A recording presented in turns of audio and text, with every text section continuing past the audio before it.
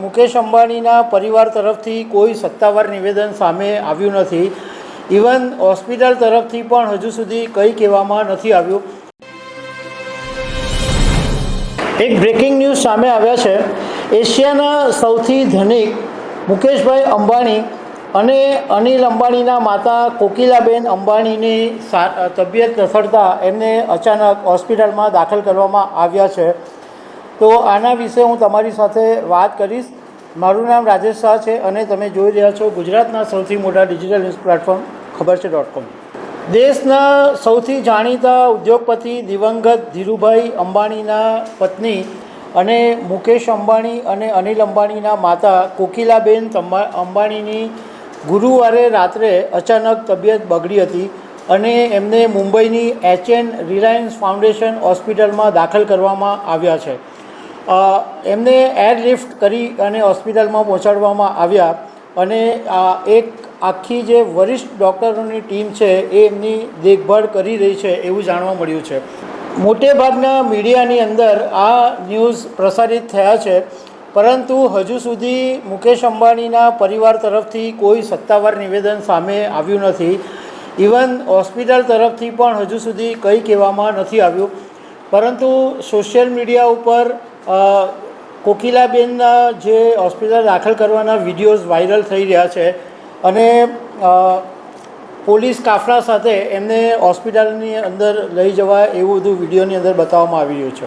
કોકિલાબેન 91 વર્ષના છે અને એમની અચાનક જે વીકનેસ આવી ગઈ હતી અને ઉંમરને કારણે એમની થોડી તબિયત લથડી હતી, એટલે એમને તાત્કાલિક હોસ્પિટલમાં દાખલ કરવામાં આવ્યા છે.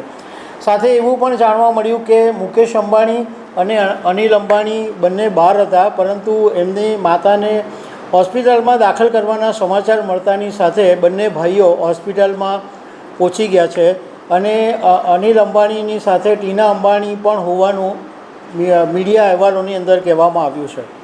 કોકિલાબેનના લગ્ન 1995માં ધીરુભાઈની સાથે થયા હતા અને એમને ટોટલ 4 સંતાનો છે. એક મુકેશ અંબાણી, એક અનિલ અંબાણી અને એમની 2 દીકરીઓ છે જે પરણી ગઈ છે. એકનું નામ નીના કોઠારી છે અને બીજી દીકરીનું નામ દીપ્તિ સળગાંવકર છે. કોકિલાબેન મુકેશભાઈ અંબાણીની સાથે એન્ટિલિયામાં જ રહે છે અને એમનો એક મહત્ત્વનો રોલ ત્યારે સામે આવ્યો હતો કે જ્યારે ધીરુભાઈ અંબાણીના નિધન પછી મુકેશ અને અનિલ વચ્ચે સંપત્તિને લઈને વિખવાદ ઊભો થયો, ત્યારે એમણે બહુ જ કુનેહપૂર્વક કોઈપણ જાતની બબાલ કે કોઈપણ જાતનો મોટો વિવાદ કે હોબાળો મચ્યા વગર એમણે જાણીતા કથાકાર રમેશ ઓઝા, મોરારી બાપુ અને કેટલાક દિગ્ગજ ઉદ્યોગકારોને વચ્ચે રાખી અને એકદમ વ્યવસ્થિત રીતે બંને ભાઈઓની વચ્ચે વહેંચણી કરી હતી સંપત્તિની, જેને કારણે કોઈ બહુ મોટો પછી વિવાદ ઊભો નહીં થયો.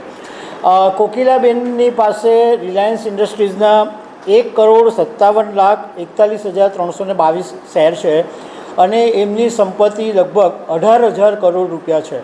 એવી સમાચાર બી સામે આવ્યા છે કે એમની દાખલ કર્યા પછી એમની તબિયત થોડીક સ્વસ્થ હોવાનું કહેવામાં આવ્યું છે, પરંતુ હજુ સત્તાવાર નિવેદન આવશે પછી ખબર પડશે.